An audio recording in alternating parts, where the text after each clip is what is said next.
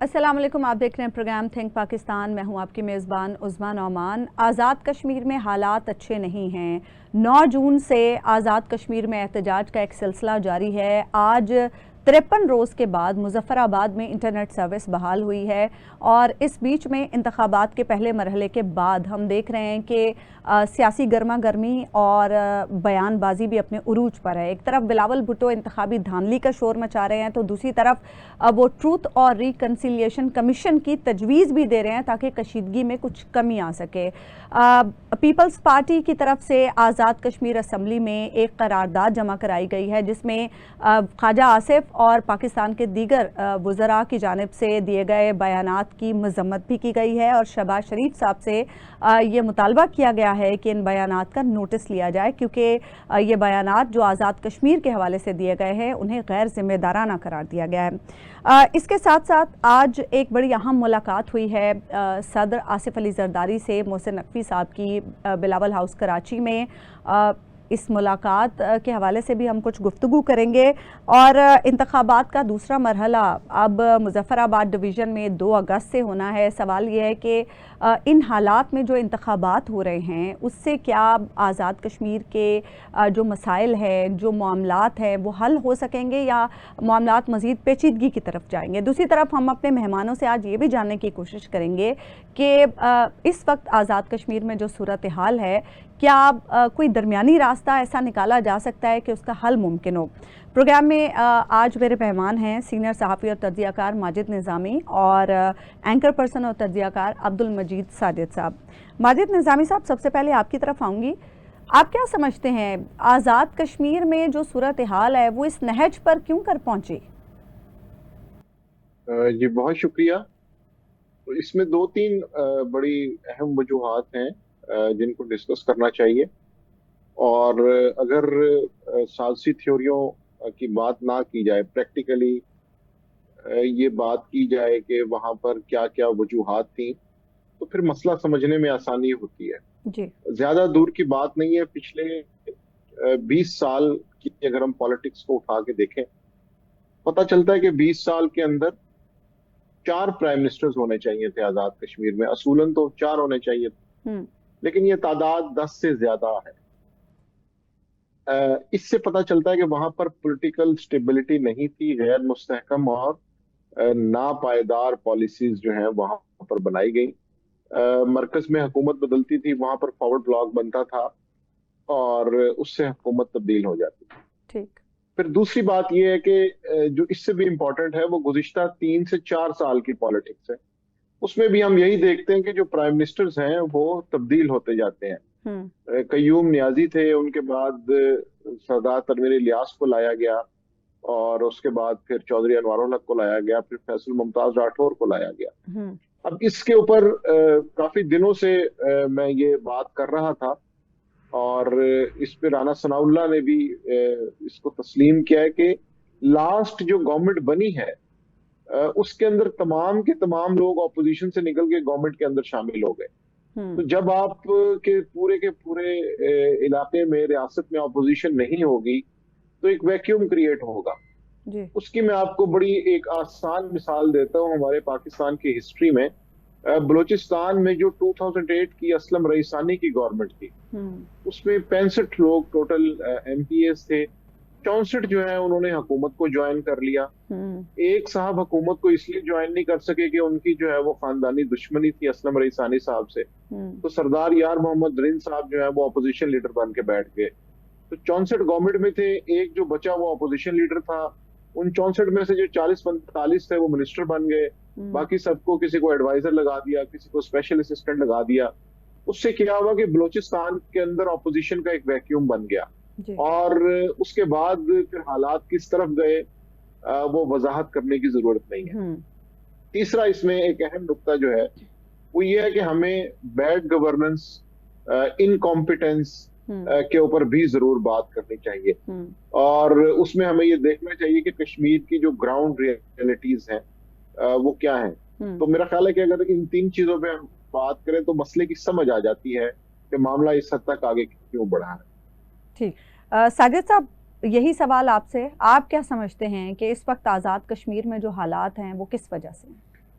एक तो निज़ामी साहब ने बड़ी, मैं समझता हूँ जो कोर इश्यूज हैं आज़ाद कश्मीर के, उन पे रोशनी डाली है, ये बात दुरुस्त है। इसमें ये कि अब ये सोचने वाली बात तो हमारी जो मुक्तदरा है, मैं सीधी बात कर रहा हूँ कि इस वक्त जो मुक्तदरा है वो हाइब्रिड है, तो जाहिर है उसमें दोनों जो आप कह लें जो इकाइयाँ हैं उनको ये देखने की ज़रूरत है कि यहाँ इस नहज तक मामलात आए हैं तो क्यों आए हैं, तो उनको समझें, उनको हल करें। ये अभी अगर एकदम कोई और प्रेशर डाल के 2 अगस्त वाला भी आप इलेक्शन गुजार लेते हैं, जो दूसरा मरला है, फिर तीसरा मरला भी, मसला वहीं का वहीं रहेगा। इससे ये नहीं होगा कि हमको बड़े कामयाब हो गए। ज़रूरत असल में ये है कि मसाइल जो हैं, चाहे वो जॉइंट एक्शन कमेटी की तरफ से ही क्यों ना उठाए गए हों, मसाइल को आप छोड़ दें कि बोल कौन रहा है, वो मुहिब्बे वतन है नहीं है, उसके अकाउंट्स कहाँ से फ्री जो है ना ऑपरेट हो रहे हैं, उसको इमदाद कहाँ से आ रही, ये बाद का इशू है, ये तो टेकअप होता रहेगा। मसाइल तो हल करें। एक इशू तो मैं समझता हूँ कि वो उसको वाकई देखने की ज़रूरत है कि जो महाजरीन की नशिस्तें हैं इनके ऊपर बात करनी चाहिए। इस वक्त जो सबसे जो बोन ऑफ कंटेंशन है ना वो ये है, 2 साल पहले का ये मामला उन्होंने उठाया, गो के मेरा ये ख्याल है कि ये भी थोड़ा सा सोचने की बात ये है कि ये अब क्यों उठा है 2 साल पहले, ये तो 1970 से चल रहा है। जब 1974 में तो उन्होंने तय कर ली 12 नशिस्तें, 1970 में तय किया कि 33% जो है ना वो महाजरीन का हिस्सा होना चाहिए। अब ये अपनी जगह पर एक सवाल है कि आप 1970 से 2024 तक आप कर लें जी, मेरा ख्याल है ये कोई निस्फ सदी बन रही है ऑलमोस्ट। निस्फ सदी के बाद एकदम इतने इशू कौन से आ गए कि ये एक इस इशू के ऊपर आपने डेडलॉक बरकरार रखा। आपके उससे पहले बिजली आपको सस्ती दे दी गई अर्जा निर्खों पे, आटा आपको अर्जा निर्खों पे दे दिया गया 2 साल पहले से जो मिल रहा है, जो हल्का फुल्का रेज हुआ था 36 या 37 38 मुतालबात में से माने गए। हमें ना दोनों पहलुओं पे बात करनी चाहिए। गो कि ये एक डेडलॉक है, इस पे अल्टीमेटली जिम्मेदारी मुक्तदरा की आती है, जितनी भी उसकी इकाइयां हैं उन्होंने हल करना है। लेकिन इस पहलू को भी सामने रखना चाहिए कि वो इतने स्ट्रिक्ट क्यों हो गए हैं 50 साल बाद तकरीबन, क्या ऐसी वजह है। तो इसमें भी कुछ चीज़ें अवाम की, वहाँ की अवाम को सोचने चाहिए, जो भी उनका साथ दे रहे हैं, कि ये ऐसा इशू नहीं है एक महाजरीन की नशस्त के जिसको लेके इतनी बड़ी अफरा तफरी पैदा कर दी जाए। आज़ाद कश्मीर का जो हमारा मुद्दा है, जो असल में उनका केस है, जो हम लड़ रहे हैं, यकीनन हमारा भी केस है, लेकिन वो तो डायरेक्ट इफेक्ट ही है ना, जिन्होंने खुद डोगरा महाराजा से आज़ादी हासिल की अक्टूबर मेरा ख्याल है 1947 में लड़ के, तो उनका हम साथ दे रहे हैं। तो उसमें अपना केस अक़वाम मुत्तहिदा में वो क्यों कमज़ोर कर रहे हैं एक ऐसी बात पे जो इतना बड़ा, मैं कहता हूं कि जिसके लिए हमें अपना नक्शा बदलना नहीं चाहिए, या उसके लिए कोई साजिश हो रही है तो उस पे उसको भांपना चाहिए और इस पे बात करनी चाहिए। वो तो ये दोनों पहलू ऐसे हैं। आपकी बात ठीक है साजिद साहब, लेकिन जिस तरह से अभी माजिद निज़ामी साहब बात कर रहे थे ना, लोग ये समझते हैं कि ये जो 12 नशिस्तें हैं वो पॉलिटिकल इंस्टेबिलिटी का बायस बन रही हैं। इसी बीच में सीनियर एनालिस्ट अब्दुल्ला गुल साहब ने भी हमें ज्वाइन कर लिया। अब्दुल्ला गुल साहब, आपको शो में खुशामदीद कहते हैं। आज़ाद कश्मीर के मामले पर हम बात कर रहे हैं और सवाल ये है कि इस वक्त जो हालात हैं आज़ाद कश्मीर में, हम ये जानने की कोशिश करें कि इस नहज पर क्यों पहुंचे ये हालात। बिस्मिल्लाहिर्रहमानिर्रहीम, बहुत बहुत शुक्रिया और दोनों मुअज़्ज़ज़ पैनल को अस्सलाम वालेकुम। देखें, जो हालात हैं वो किसी और की वजह से नहीं बल्कि बैड गवर्नेंस की वजह से पहुंचे हैं। इसके लिए अभी हालिया जो लास्ट कोर कमांडर्स कॉन्फ्रेंस हुई उसके अंदर भी इसका इजहार किया गया कि गवर्नेंस इश्यूज हैं, और क्या सिर्फ आज़ाद कश्मीर में हैं या पूरे पाकिस्तान में हैं। तो बलूचिस्तान और केपी में तो बड़ी वजाहत से नजर आ रहे हैं। आप देख लीजिए कि इस टाइम पे जो गिलगित बल्तिस्तान है, जहां शहरों के अंदर तकरीबन 22-22 घंटे बिजली ही नहीं आ रही। स्कर्दू शहर जिसके अंदर तकरीबन 2100 अफराद रोजाना 7 स्पेशल फ्लाइट्स के जरिए पूरे मुल्क से उतर रहे हैं, टूरिज्म लेके आ रहे हैं, लेकिन वहां एक आदमी भी जो दूर से आ रहा है तकरीबन 1 लाख रुपए रोजाना का खर्च कर रहा है। तो उसके बावजूद अगर वहां 22 घंटे बिजली नहीं है तो क्या मैं इसको गुड गवर्नेंस कहूंगा या मैं कहूंगा एब्सेंस ऑफ गवर्नेंस। दूसरी बात कश्मीर के ऊपर आ जाती है। अभी जिस तरह से शाहिद साहब ने बात कही, बड़ी अच्छी खूबसूरत गुफ्तगू थी, इसमें कोई शक नहीं है। तो इसमें देखें, मसला यह है कि पाकिस्तान ने जो उनके पैसे देने थे वो तो दे दिए, आजाद कश्मीर असेंबली भी दे दी, अलहदा सदर अलहदा वजीर आजम भी दे दिया, सुप्रीम कोर्ट भी दे दिया, अलहदा झंडा और अलहदा तराना भी दे दिया। अब अगर वो पैसे वहां तक इस्तेमाल नहीं होते, लोगों के फलाह और बहबूद के ऊपर नहीं खर्च होते, तो कौन रिस्पॉन्सिबल है?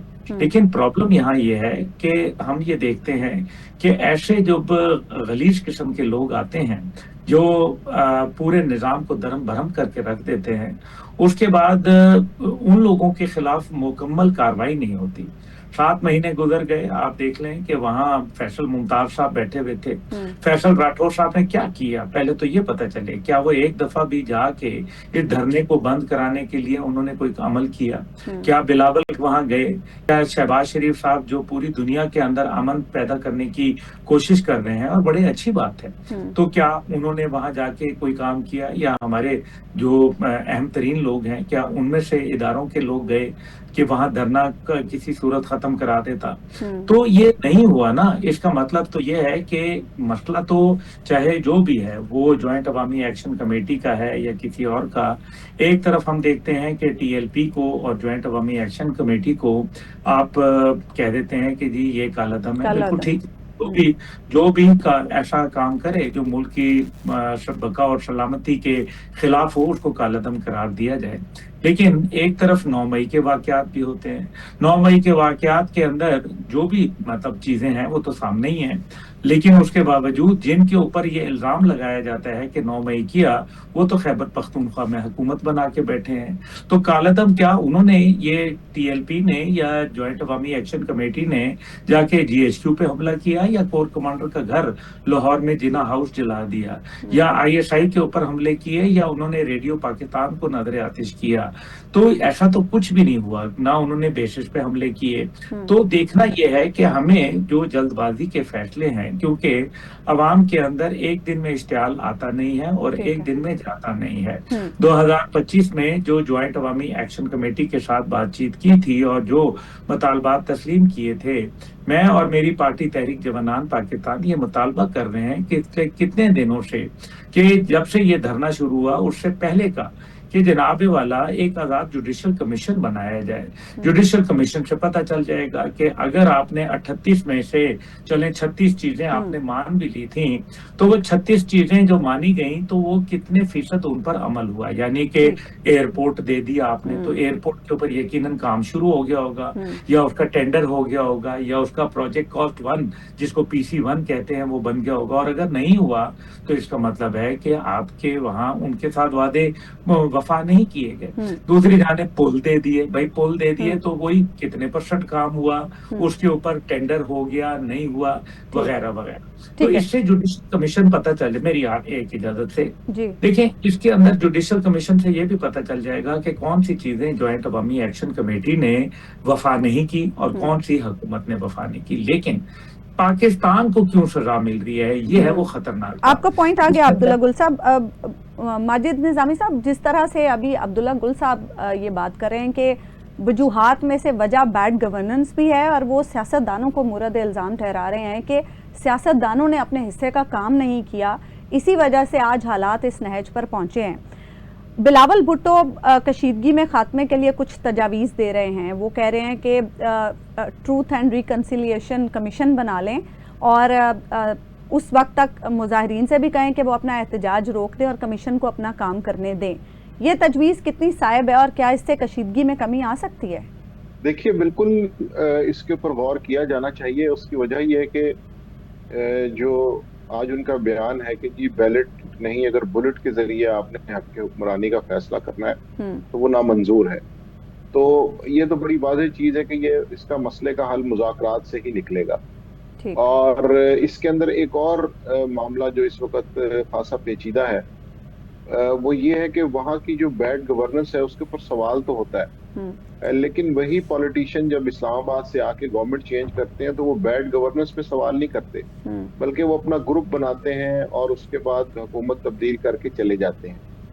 अब इसमें इकोनॉमिक सर्वे ऑफ पाकिस्तान जो अभी बजट से पहले आया था, उसमें बड़े खौफनाक आदाद-ओ-शुमार है। अगर आप आज़ाद कश्मीर की एजुकेशन को देखें, हेल्थ के ऊपर मैं बाद में बात करता हूँ, एजुकेशन में 50% से ऊपर के 3 ऐसे इंडिकेटर हैं कि क्या सरकारी स्कूल्स की बाउंड्रीज हैं, नहीं 50% से ऊपर है। क्या सरकारी स्कूलों में बिजली है, नहीं 50% से ऊपर है। क्या सरकारी स्कूलों के अंदर पानी की सहूलत है, नहीं जो है वो 50% से ऊपर है। ये कैलकुलेटेड नंबर है। जो टॉयलेट्स हैं वो 46% अवेलेबल है, नहीं है। इससे आप अंदाजा लगा सकते हैं कि वहाँ की जो बेसिक फैसिलिटीज है। फिर ये है कि मार्का हक पिछले साल हुआ, पूरी दुनिया से हमने दादो तहसीन समेटी, बिल्कुल हमारी फतह थी। अब उसके साथ ये देखें कि जहां पर कोटली में कल या परसों 2 दिन पहले इलेक्शंस हुए हैं, कोटली के अंदर भारत की गोलाबारी से, उनकी जारहियत से मसाजिद, स्कूल, बॉयज कॉलेजेस, मवेशी खाने, इवन वहां का जो फतेहपुर का तहसील हेडक्वार्टर है वो तबाह हुआ। उसका नर्सिंग हॉस्टल, उसकी ऑपरेशन थिएटर, ट्रॉमा सेंटर, सब कुछ तबाह हो गया। अब सिंपल सा एक काम कर लें कि मार्का हक को 1 साल हो चुका है, किसी भी टीम को वहां पे भेज के चेक किया जा सकता है कि कितने % काम हुआ है। अगर तो वो काम 1 साल में मुकम्मल नहीं हो सका, वो जो एक आइडियल सिचुएशन थी वो नहीं बन सकी, तो इसका मतलब है कि मसला सामने मौजूद है लेकिन उसे हल करने की कोई सलाहियत नहीं रखता। फिर दूसरी बात ये कि हेल्थ के मामले में ये जो पिछले कुछ महीने पहले एहतजाज हुआ था, उसके अंदर एक ऐसी शिक थी कि जिसको पढ़ के आदमी हैरान हो जाता है। मिसाल के तौर पे उसमें ये कहा गया कि हमारे डिस्ट्रिक्ट्स के अंदर MRI और CT स्कैन की मशीनें मौजूद नहीं है, उनको दस्तयाब किया जाना चाहिए। अब ये एक ऐसा मुतालबा है जो लाहौर, कराची, रावलपिंडी, फैसलाबाद में मुतालबा लगता ही नहीं है। ये एक ऐसी चीज लगती है कि जिसपे आप हैरान होते हैं कि अच्छा ये भी कोई ऐसी सहूलत है जो वहां पर हालात इस हद तक खराब है। इसलिए ये जो रिकंसिलिएशन का मसला है, इसके अंदर रियासत के दीगर स्टेक होल्डर्स को भी ऑन बोर्ड आना पड़ेगा और इस चीज को समझना होगा कि जो शॉर्ट साइटेड या शॉर्ट टेम्पर्ड किस्म के अफकार और ख्यालात हैं, उनका मुज़ाकरात में और पॉलिटिक्स में कोई अमल दखल नहीं होता। उससे मामलात खराबी की तरफ जाते हैं, उससे मामलात सुलझते नहीं हैं। इसलिए मुतदिल लोग, बात लेके चलने वाले, मुतवाज़न अंदाज में बात करने वालों को अगर मैंडेट दिया जाएगा तब ये चीज बिल्कुल मुमकिन हो सकती है। अब बिल्कुल आपने ठीक बात की, लेकिन मसला ये है कि इस क्रूशल सिचुएशन में भी जो हमारे पाकिस्तान के वफाकी वुज़रा की तरफ से बयानात आ रहे हैं वो ऐसे हैं कि जिसके बारे में कहा जा रहा है कि जल्दी पर तेल डालने के मुतरादिफ हैं। एक ब्रेक हमें लेनी है यहाँ पर नाज़रीन, ब्रेक के बाद वापस आएंगे तो गुफ्तगू के सिलसिले को यहीं से आगे बढ़ाएंगे। वेलकम बैक नाज़रीन। ब्रेक पर जाने से पहले हम बात करें आज़ाद कश्मीर के मामलात के हवाले से। साजिद साहब, जिस तरह से हम बात कर रहे थे ब्रेक से पहले कि बिलावल भुट्टो जो ट्रूथ एंड रिकन्सिलिएशन कमीशन की बात कर रहे हैं, वो तजवीज़ कितनी साहिब है? मेरे ख्याल से थोड़ा टाइम टेकिंग ये प्रोसेस होगा। फौरी हल हमें तो चाहिए इस मसले का। फौरी हल क्या है आपकी नज़र में? देखिए, तजवीज़ तो बहुत अच्छी है, उनकी अपनी हुकूमत थी। अब्दुल्ला हमीद गुल साहब ने इशारतन बताया कि उन्होंने कितनी बात की। उनकी हुकूमत लाई गई, जिस तरह से भी लाई गई, पार्टियां चेंज कर दी गई, लें जी फटाफट वो आ गए। अच्छा चलें, एक तो ये पहलू है कि उनकी हुकूमत थी और उन्होंने कितना काम किया, ये अपनी जगह पे सवाल है। जिसपे बिलावल अब जो कर रहे हैं, बिलावल देखें पॉइंट स्कोरिंग कर रहे हैं। बिलावल इस वक्त पॉलिटिक्स कर रहे हैं और पॉलिटिक्स भी ये डर्टी पॉलिटिक्स है कि आप जो है ना आग पे तेल छिड़क रहे हैं, आप पानी नहीं फेंक रहे। ये बयानात, ये इश्यूज, ये ट्रूथ एंड रिकंसिलिएशन, तो हुकूमती वुज़रा क्या कर रहे हैं? वो भी तो यही आ जाते हैं हम उस पर भी। तो ये वो भी तो देखें, लीडरशिप का जो रोल होता है ना आपके सवाल के जवाब में, वो ये नहीं होता जो बिलावल कर रहे हैं। मैं ये नहीं कह रहा कि कोई और बड़ी अच्छी लीडरशिप कर रहा होगा, लेकिन बिलावल चूंकि इस वक्त हमारा मौजू है और बिलावल की वजह से ही ये चीजें जो हैं इस वक्त काफी सारी बिखर गई हैं, सिमट जाएंगी, सिमट रही हैं। मेरी इतला के मुताबिक शायद सिमट भी चुकी हों और रात तक कंप्लीट हो जाएंगी, एक आध चीज रुकी है। सियासी मामलात या दूसरे भी? जी, दूसरे तो फिर लंबे इश्यूज है ना, दूसरे इश्यूज पे आ जाएं चले। ये जो नवाज मीर साहब गिरफ्तार हो गए जून में, ज्वाइंट एक्शन कमेटी को लीड कर रहे थे, और भी जो उसके साथ हैं दीगर जो रहनुमा हैं ज्वाइंट एक्शन कमेटी के, मुझे सिर्फ ये सवाल उठाना है कि जो ये इशू पैदा कर रहे हैं, जिन चीज़ों पे ये खड़े हो गए हैं, ये तो एक और सोच की तरफ जा रहे हैं। ये लिबरेशन फ्रंट था जिसमें इनमें से कुछ लोग थे पहले जो आज़ाद रियासत के लिए जद्दोजहद कर रहे हैं, ये उनकी सोच है। वो पाकिस्तान के साथ इसका जो भी हमारा केस है पूरे का पूरा, पूरे कश्मीर का जो केस है जो हमारा है, पाकिस्तान के हिस्से का है, 1947 से पहले के तय करदा फार्मूले के तहत हमारा है, उससे हम कभी भी दस्तबरदार नहीं हो सकते। अच्छा। ये किसी की भी कोई सोच हो, कोई ज्वाइंट एक्शन कमेटी के अंदर भी लोग हों, तो इस पे तो रियासत हो, पाकिस्तानी हो, हत्ता कि कश्मीर के रहने वाले भी लोग हों, और वो जिनका इशू पैदा हुआ जो महाजरीन है, माइग्रेंट्स, वो भी इस बात को कभी बर्दाश्त नहीं करेंगे।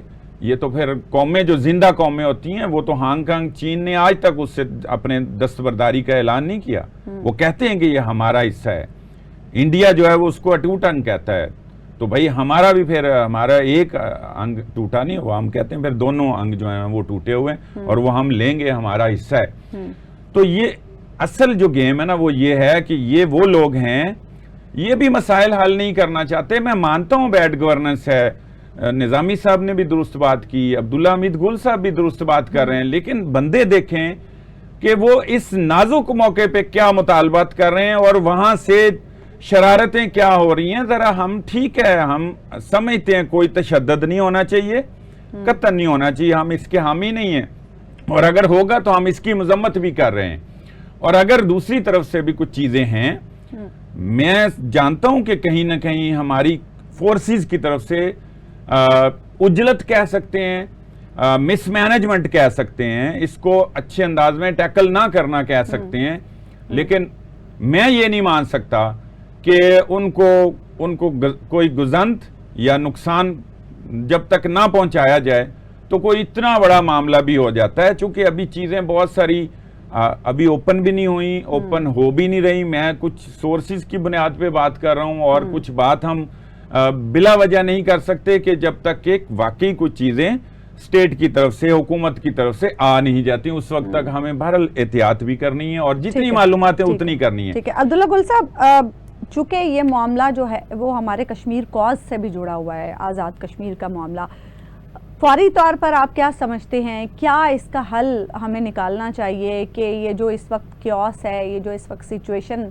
इतनी संगीन बनी हुई है, इसे कंट्रोल किया जा सके? क्योंकि इंटरनेशनल मीडिया अब इस पर जो सवालात उठा रहा है, इस पर जो खबरें दे रहा है, उससे तो हमारे ये जो मामलात है वो मज़ीद ख़राब हो जाएंगे।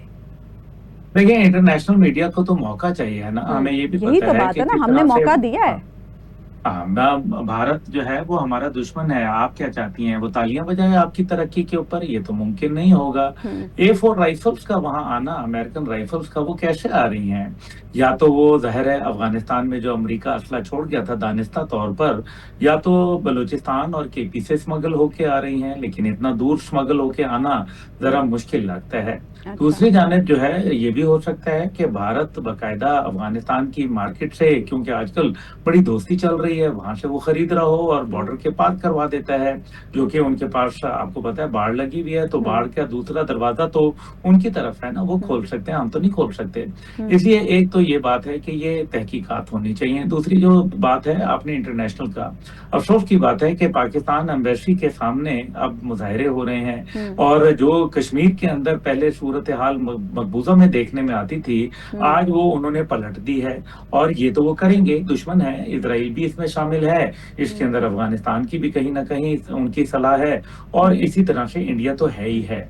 इसमें एक और बड़ी चीज अहम है और वो हमें गौर से देखनी है। सबसे बड़ी बात यह है कि ये काफी अरसे से ये चल रहा है, मकबूजा कश्मीर का जो स्टेटस था उसको सैबोटाज किया गया भारत की जानिब से, और फिर G7 कॉन्फ्रेंस का इनेकाद हुआ और वहां लोग गए, बजाय इसके कि वो कहते हैं कि हम एक मकबूजा स्टेटस में नहीं जा सकते। जैसे आज आप पाकिस्तान में कोई भी कश्मीर का प्रोग्राम करवाएं तो गैर मुल्की सफीर वहां आने से गुरेज करते हैं, वो नहीं आते, क्योंकि वो कहते हैं कि जी ये डिस्प्यूटेड टेरिटरी है। लेकिन जब G7 का इजलास होता है तो वो वहां क्यों मकबूजा कश्मीर में जाते हैं? ये वो चंद सवालात हैं जिसके ऊपर बड़ा गौर करना चाहिए। और फिर इसके अंदर हमें ये भी देखना है कि भारत जो है वो जाहिर है पैसा भी देगा, वो पूरी दुनिया के मीडिया को भी इसकी तरफ तवज्जो मबजूल कराएगा, लेकिन बात वहीं आ जाती है कि अगर अवाम खड़ी हुई है, बलूचिस्तान के अंदर क्या हो रहा है आपके सामने है, गिलगित बल्तिस्तान के अंदर अभी मजीद मुसीबत आने वाली है, तो अल्लाह ना करे। केपी में जो है, नहीं मैं तो हालात देख के आया हूँ ना बीबी,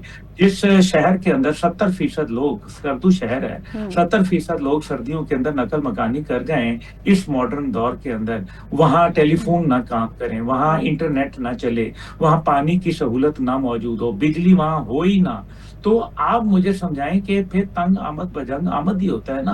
अभी जिस तरीके से माजिद साहब ने बताया सारा कि किस तरीके से जो बकायदा स्टैटिस्टिक डिपार्टमेंट ऑफ पाकिस्तान ने सारी चीजें खोल दी, मतलब MRI स्कैन तो अब आप मतलब गली के नुक्कड़ में भी यहाँ रावलपिंडी में मिल जाता है, तो वहाँ मतलब पूरे डिस्ट्रिक्ट हेल्थ में वहाँ मौजूद नहीं है। तो ये मतलब चंद चीजें हैं, लेकिन इन सब के बावजूद मैं ये समझता हूँ कि जो अब मामलात हैं वो आपको बातचीत से ही तय करना पड़ेंगे। सख्ती से आप बात नहीं कर सकते, सख्ती ना, आज आपके औलाद नहीं सख्ती आपकी मानती, आप एक कौम के साथ सख्ती करने चले हैं, और खास तौर पे जबकि जिसको भारत की पुष्टपनाही भी हासिल हो, इसमें कोई शक व शुबा नहीं है कि जो उनका एजेंडा, पहले अवामी हकूक तो ठीक है, लेकिन जब एजेंडा आ जाता है एंटी पाकिस्तान या एंटी फौज, तो ये है वो खतरनाक बात। इसका मतलब ये है कि कहीं ना कहीं भारत का मकरू चेहरा मौजूद है। आपका पॉइंट आ गया अब्दुल्ला गुल साहब। माजिद साहब ये कहिएगा कि इन हालात में फिर हम जो इंतखाबात करा रहे हैं, अभी पहला मरहला हुआ है, 2 अगस्त को दूसरा मरहला होना है, उसके बाद क्या हालात ठीक हो जाएंगे या मजीद पेचीदा हो जाएंगे?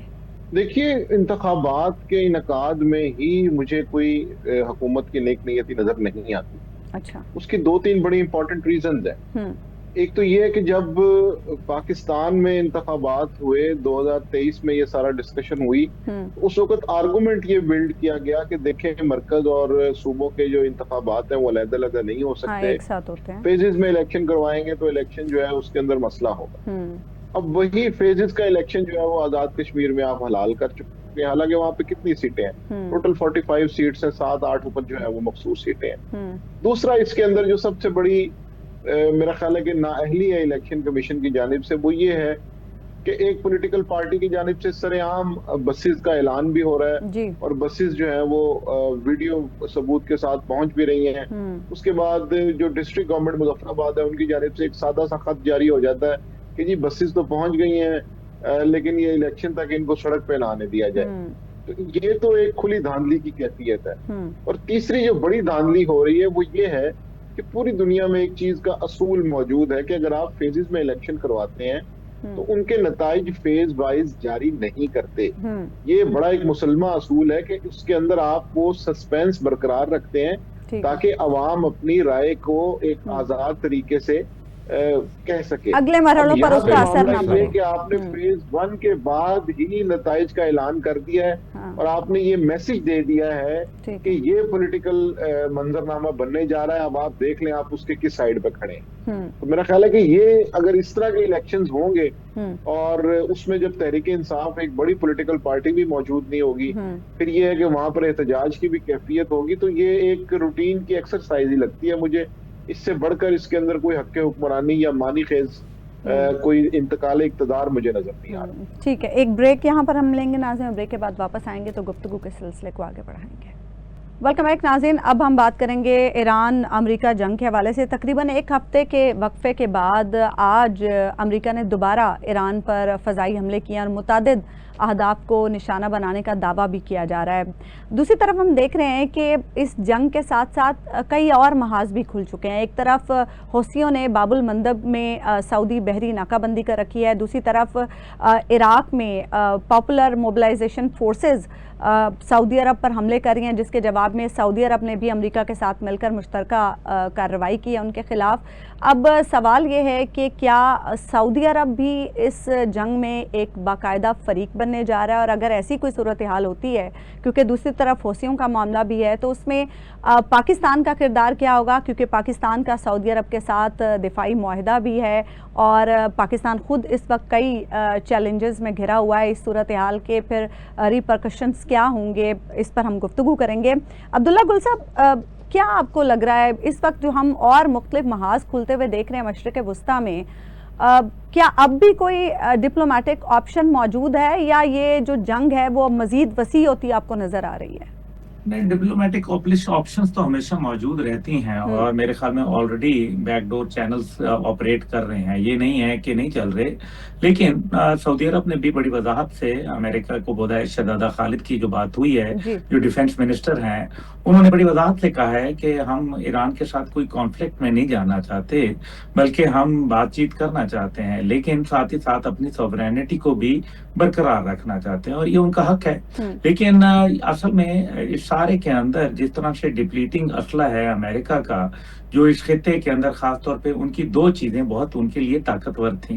एक उनकी जो बहरी बेड़ा होता था और एक उनकी फजाइया होती थी। दोनों को ग्रहण लग चुका है, दोनों की टेक्नोलॉजी कॉम्प्रोमाइज हो चुकी है, जिसकी वजह से अब उनका इन्हिसार मिसाइल टेक्नोलॉजी पे ज्यादा है। थॉट मिसाइल जो है वो ऑलमोस्ट 80% खत्म हो चुका है और इसी तरीके से जो उनका पेट्रियट डिफेंस सिस्टम है वो 60% डिप्लीट हो चुका है और जो SMC मिसाइल सिस्टम है वो उनका 50% खत्म हो चुका है। अभी उन्होंने सिर्फ और सिर्फ इंतहाई अहम तनसीबात और इंसानी जान को प्रोटेक्ट करने के लिए अपने सिस्टम्स को इंटैक्ट रखा है और यही वजह है कि आपने देखा कि जो इस टाइम पे जो चंद रोजा जंग है 2 हफ्ते की, उसके अंदर जो नुकसान अमेरिका को उठाना पड़ा वो पहले उन्होंने 39 डेज के अंदर नहीं उठाया। उसकी वजह यही है कि वो अब सिर्फ और सिर्फ जो जरूरी टारगेट्स हैं उनको वो प्रोटेक्ट कर रहे हैं, ना कि वो जो उनके इंफ्रास्ट्रक्चर्स हैं उनको प्रोटेक्ट कर रहे हैं। ये वजह है जिसकी वजह से जनरल डैन केन जो उनके ज्वाइंट चीफ हैं और मार्को जो उनके वाइस प्रेसिडेंट JD वेंस वो प्रेसिडेंट ट्रंप के पास गए हैं। अंदर कांग्रेस के अंदर भी एक हंगामा मचा हुआ है, वो मजीद पैसा भी नहीं दे रहे, वो उसके जो सदर के इख्तियारात महदूद करने की करारदाद पहले ही पास करवा चुके हैं। लेकिन इन सब के अंदर अब कॉन्फ्लिक्ट को बढ़ाना चाहते हैं। अमेरिका चाहता है कि कॉन्फ्लिक्ट बढ़ जाए ताकि दूसरे मुमालिक शामिल हो जाएं और 2 स्टेट कॉन्फ्लिक्ट से मल्टी स्टेट कॉन्फ्लिक्ट चला जाए।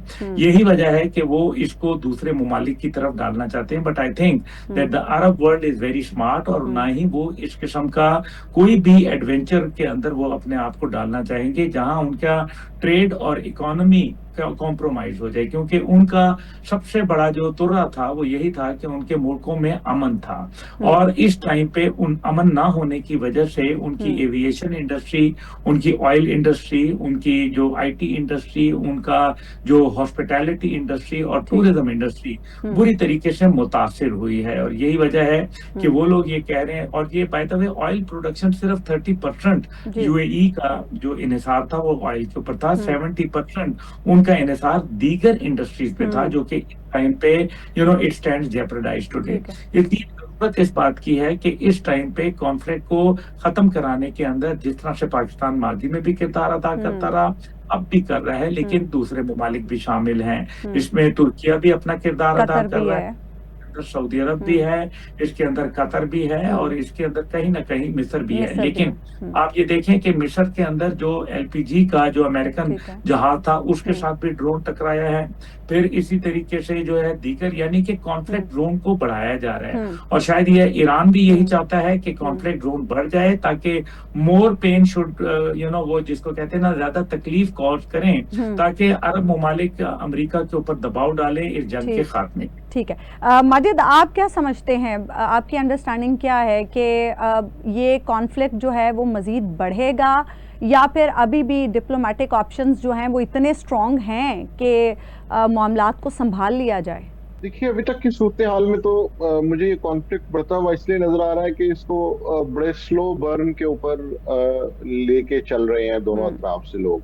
ठीक है। उसकी रीजन ये है कि अब मेन लैंड के अंदर फोर्सेस डिप्लॉय करने का या जमीनी हमले का वो कॉन्सेप्ट जो है वो आहिस्ता आहिस्ता खत्म होता जा रहा है। तो इसलिए हमने आज भी देखा है कि जो पासदारान की तरफ से दावा किया गया है कि जी उर्दन में जो हमने अटैक किया था उसमें 3 जो अहम अमरीकी तैयारे हैं वो मुकम्मल तबाह हुए हैं।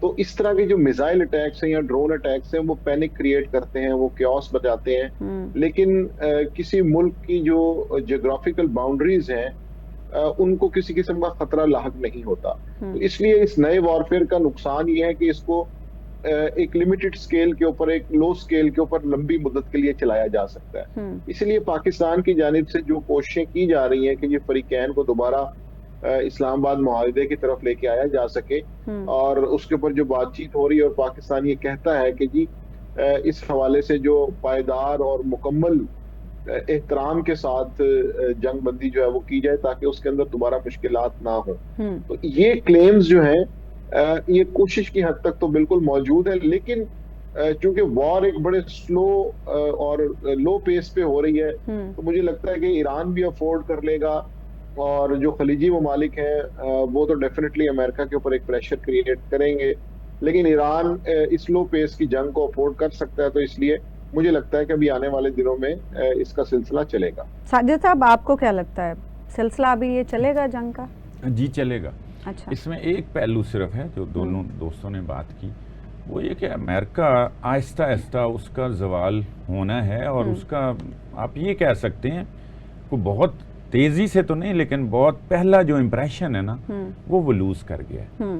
अब ये बात ठीक है कि हल्की आंच पर जो जंग है वो अफोर्डेबल है, वो ईरान के लिए भी है, वो जंग अमेरिका के लिए भी है। और अगर ये ऐसे चलती रही तो जो अमेरिका की चौधराहट का जो कंसेप्ट है और जो उसने अपना एक सिक्योरिटी प्रोवाइडर के तौर पे अपने आप को पूरी दुनिया का चौधरी बनाया हुआ है, वो तो मिडल ईस्ट के अंदर कम से कम खत्म हो गया है। वो तो 17 जून को सरेंडर डॉक्यूमेंट के साथ ही हो गया था। जी, वो हो भी गया है, और इसके अलावा ईरान चाहता भी यही है। और ईरान के पीछे अगर एक आलमी, आप कह लें इसको एजेंडा कह लें या आलमी चैलेंज कह लें, तो वो यही है कि एक सुपर पावर, मतलब एक जो सुपर पावर का है ना पूरी दुनिया पे राज, ये ठीक नहीं है। और ये सोच तो चूंकि बहुत देर से चल रही है, तो उसका आगाज शायद ईरान के जरिए ही होना था या इत्तफाकन हो गया। तो इसको हल्की आंच पे चलाना चाहती है दुनिया। चीन के साथ एक एग्रीमेंट की बात हुई है। इन हालात में चीन के साथ अगर वो एग्रीमेंट सामने आ जाता है तो आप देखें कि मतलब फिर ये है कि कुछ कुव्वतें ये चाहती हैं कि ईरान मजबूत हो, अमेरिका जो है वो कमज़ोर हो, और उसका जो पूरी दुनिया पर राज है उसका आहिस्ता आहिस्ता खात्मा तो नहीं, उसका आगाज हो जाए। तो इस वजह से मुझे ये लगता है कि ईरान भी चूंकि एक नजरियाती मुल्क है, अमेरिका का वो दुश्मन है, और बड़ा ओपनली खुलेआम हमारी तरह या दुनिया के किसी दूसरे मुस्लिम मुल्क की तरह नहीं है, वो एक नजरिए के साथ लग के डट के शहादतें दे के आज के दिन तक वो जिस तरह डटे हुए हैं, खड़े हैं। इसका मतलब फिर जाहिर है ये कुछ सोच, ये नजरिया ही इंसान को जो है ना इतना जज्बा फराहम करता है। तो वो फिर ये सिलसिला चलता रहेगा, और आहिस्ता आहिस्ता फिर जो दुनिया के अंदर ये जो एक सुपर पावर का कंसेप्ट है, शायद ये फिर जाके कहीं आगे खत्म हो, या दीगर कुव्वतों का की बराबरी की सतह पे वो भी आ जाएं, तो दुनिया चलनी भी तभी है। ठीक है। तमाम मेहमानों का बहुत बहुत शुक्रिया। प्रोग्राम का वक्त खत्म हुआ, आपसे मुलाकात होगी इंशाल्लाह अगले हफ्ते अल्लाह ने के बाद।